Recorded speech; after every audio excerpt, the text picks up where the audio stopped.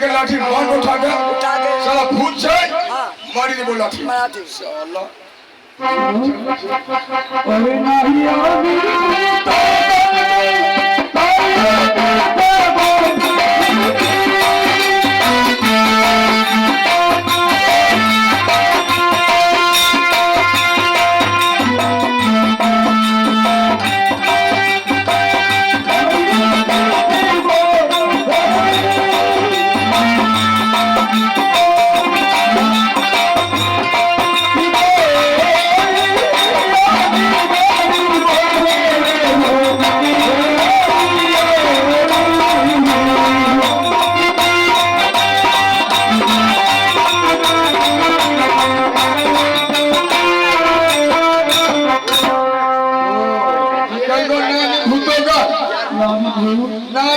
अभी पूरे आभागे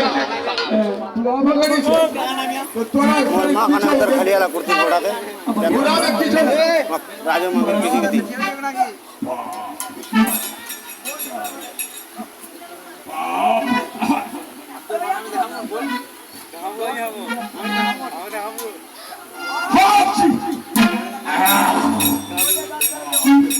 बहुत मौके से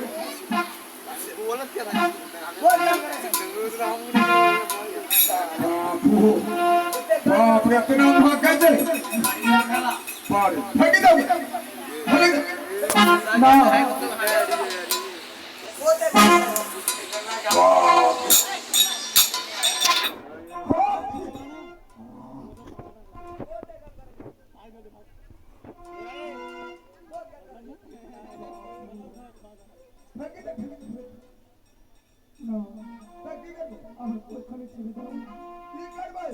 আমি আমার মায়ের সঙ্গে কি রয়ে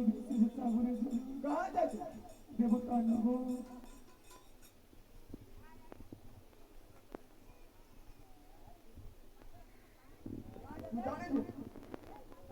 आज हम सरकार से लेता 70 पैसा 70 लाख 70 पैसा में लेता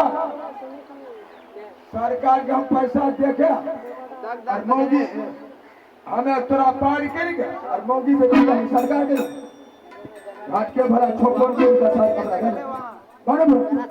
শুনো बराबर আমি কোথায় বাবা ছলপল করি সবার हमरा के बाद हमने जाजे कैमरा पर तू और कैमरा पर तू बराबर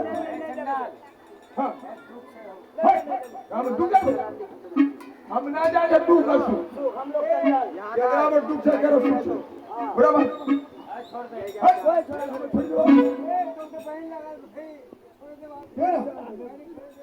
तो हमने घाट के भरा छोपन कोई का कमरा ले बस हां हमें घाट के भरा तू पैसा दे हमें नहीं जाना कैमरा पर तू अपना भाई के अपना बहन के माई के हम नहीं छोड़ के घाट के भरा तो हम छोड़ ना তাহলে শুনো তোরা বসে বসে আমার সঙ্গে রক্ষা করো আর আমি তোমাকে নগর ভাবে রক্ষা করে দেবো